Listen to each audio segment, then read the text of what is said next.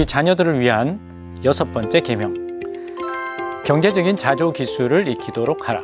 자조기술이라는 것은 어릴 때 가정에서 집안일을 익힐 때 유용하게 쓰이게 됩니다. 세탁된 빨랫감을 스스로 정리해서 다음날 입을 옷을 미리 준비해보는 경험이라든지, 또 옷에 구멍이 나 있을 때 스스로 바느질을 해보는 경험, 그리고 집안에서 잃어버린 물건을 청소하면서 되찾아보는 경험 등을 말할 수 있겠습니다. 어릴 때 집안일에서의 이런 자조기술들은 경제적으로도 매우 유용한데요. 자기가 사고 싶은 물건을 스스로 결제해서 구입해보는 경험, 또는 용돈의 범위 내에서 일정 기간 써보고 결산해보는 경험, 그리고 고가의 물건을 용돈을 모아 구입해보는 경험, 도저히 스스로 용돈의 범위로는 구입할 수 없는 물건을 부모와 협의해서 구입해보는 경험 등은 훗날 성인이 되었을 때 소득을 보고 소비를 규모 있게 하도록 돕고요. 그리고 가계 경제를 예산과 결산의 개념으로 접근해서 많은 빚을 지지 않도록 도와주게 됩니다. 이런 자조기술은 이탈리아의 유아교육 전문가인 마리아 몬테소리의 교육 정신에도 많이 등장합니다. 우리 아이들이 스스로가 선택하고 결정하고 또 스스로가 직접 해보는 경험을 강조하듯이 말입니다. 설사 재정적 위기를 만나게 되더라도 장기적인 시선을 가지고 또 이를 극복해 나가는 힘이 되어줄 것입니다. 우리 사랑스러운 자녀들을 위한 경제교육 7계명. 저축하는 습관을 길러라. 요즘 저축에 대해서 강조하지 않는 여러 많은 이야기들이 있습니다. 하지만 저축은 건물의 벽돌 한 장, 그리고 작은 촛불 하나와도 같습니다. 저축만으로 경제적 안정을 누릴 수는 없습니다. 그렇다고 저축의 가치를 가볍게 여겨서도 안 됩니다. 저축은 건물을 짓는 데 있어서 벽돌 한 장과 같은 역할을 합니다. 벽돌 한 장 한 장은 큰 값어치가 나가지 않을 수 있지만 그 벽돌이 모이고 모여 건물이 지어지는 것처럼 벽돌은 건물을 짓기 위한 가장 기초적인 작업이 되기 때문입니다. 또 저축은 작은 촛불 하나와도 같습니다. 우리 대한민국의 국민그룹 G.O.D가 2000년에 발표한 촛불 하나라는 곡이 있습니다. 이렇게 재정적 함정에 빠지더라도 포기하지 않고 꿈을 잃지 않는 것이 중요합니다. 이를 위해서 작은 촛불 하나의 역할을 해주는 것이 바로 저축입니다. 저축한다고 드라마틱한 변화가 생기지는 않습니다.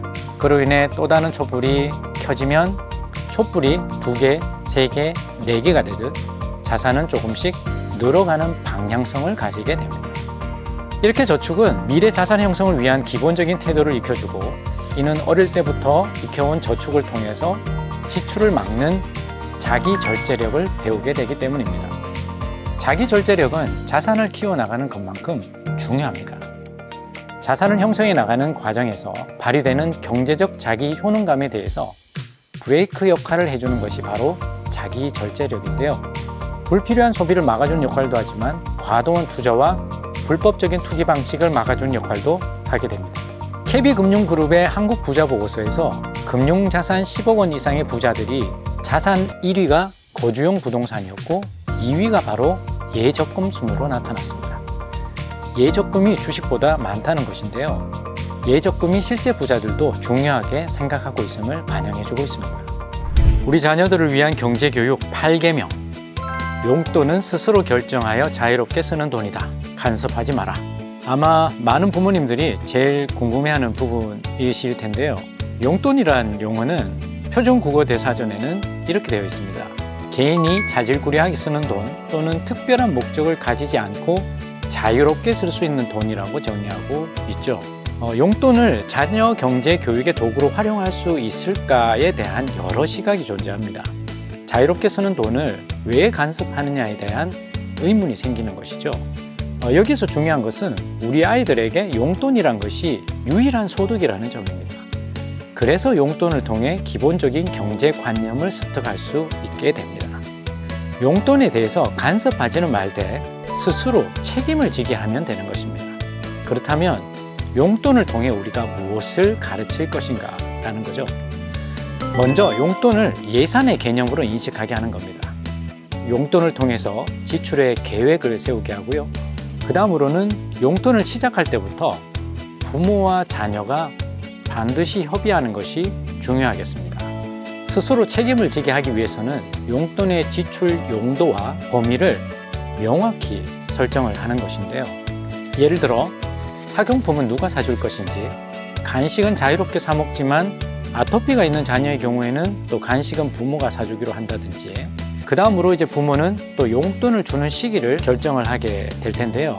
주간, 월간, 그리고 매일 이렇게 용돈의 시기를 정했다면 반드시 그날에 용돈을 주셔야 합니다. 이것은 부모의 책임이거든요. 왜냐하면 아이들끼리도 채권 채무 관계가 있을 수도 있거든요. 부모님께 용돈을 받으면 갚아줄게 라고 친구와 약속을 했을 수도 있다는 이야기죠.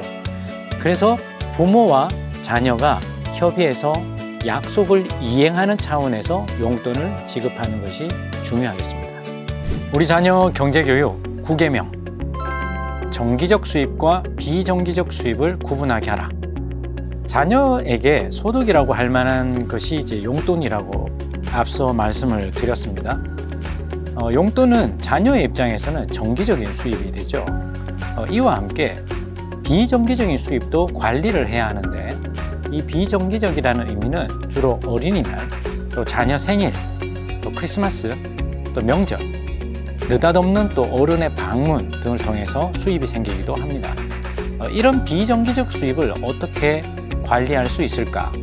비정기적 수입은 가급적 저축을 하도록 유도하는 것이 좋습니다. 왜냐하면 수입의 규모를 정확히 예상할 수 없기 때문에 저축을 거쳐 지출 계획 수립을 통해 지출하도록 유도하는 것이 좋습니다. 그리고 요즘은 저출산으로 가정마다 자녀가 한두 명 정도가 대부분이잖아요. 자녀가 많지 않고 부모 또한 맞벌이로 인해서 자녀에게 애정을 쏟을 시간이 턱없이 부족한 실정입니다. 그러다 보니 부모는 아이들에게 관심과 사랑을 미안한 마음으로 선물로 대체하는 경우가 의외로 많은데요. 또 반대로 자녀 입장에서는 이것 또한 비정기적 수입의 형태가 되고 있습니다. 자녀는 이런 부모의 심정을 잘 알고 오히려 미안하니 나에게 이걸 사줘 라고 당당하게 부모에게 요구하는 경우까지 생기고 있습니다. 자녀에게 미안한 마음을 전하기보다 엄마 아빠가 바쁜데도 불구하고 이렇게 잘 해줘서 고마워 라며 고마움을 전하고 고마운 마음을 함께 시간을 보내는 것으로 채워가면 좋을 것 같습니다. 우리 자녀를 위한 경제교육 10계명 마지막입니다. 세상에는 돈보다 더 가치로운 것이 많음을 항상 알려줘라. 경제교육을 하다 보면 돈이면 다 된다는 인식을 은연중에 심어주게 되는 경향들이 있습니다. 돈이 삶의 최우선 순위가 되지 않도록 경계하는 마음을 갖게 해주는 것이 중요합니다. 가족, 그리고 사랑하고 존중하는 마음, 그리고 감동, 배려하는 관계, 헌신하는 태도 등은 돈으로 살 수 없다는 것을 알아야 합니다. 또한 이런 것들은 삶을 더욱 풍성하게 해준다는 것을 말이죠. 수입과 관련한 용돈 교육을 하면서 집안일을 도와준다고 용돈을 주는 것은 지양해야 합니다. 우리 자녀가 가족 구성원의 일부로서 마땅히 해야 할 일에 대해서는 금전적 보상을 피하는 것이 좋겠습니다. 가정 안에서 이루어지는 다양한 가사일에 돈을 바라는 마음이 생기게 되는 것이죠. 기부를 실천함에 있어서도 기부의 첫 대상이 가족이면 좋겠습니다. 나 자신의 필요와 함께 타인의 필요를 살피게 해주는데요. 가족에 이어서 친구, 사회로 시각은 우리 자녀가 자라면서 자연스럽게 넓혀집니다. 그리고 부모들도 압니다. 우리나라에서 김장철이 되었을 때 친정이나 시댁으로부터 김장김치나 반찬류를 선물로 받을 때가 있잖아요. 이런 것들은 동네에서 흔히 반찬 가게 등을 통해서 구매하기 쉬운 것들입니다. 그럼에도 불구하고 이런 것들은 돈으로 값을 매길 수 없을 만큼 소중합니다. 그리고 또 한 가지 예는 호주 브리즈번의 엠마 마시의 이야기입니다. 12달러로 구입한 금붕어가 1년 동안 함께 지낸 후에 아프게 됐죠. 그래서 500달러의 치료비를 쓴 기사가 있습니다. 12달러를 주고 구매한 금붕어에게 500달러 치료비를 쓴다는 내용은 사실 경제적인 관점에서 이야기는 쉽지 않습니다. 이런 이야기들은 가치에 관한 이야기로 전환을 해야만 가능한 이야기가 되죠. 1년 동안 이 금붕어를 기르며 나눈 여러 이야기와 시간이 함께 했을 것이고, 또 지금의 이 금붕어는 단순히 12달러짜리 금붕어가 아닌 것입니다. 500달러를 지불해도 아깝지 않을 가치를 갖고 있는 것, 바로 내 금붕어이기 때문일 건데요. 수입과 지출의 개념으로만 이해할 수 없는 것들을 살아가는 사회에서 감동과 사랑으로 이해하면 더 가치로운 일들을 많이 발견할 수 있게 됩니다.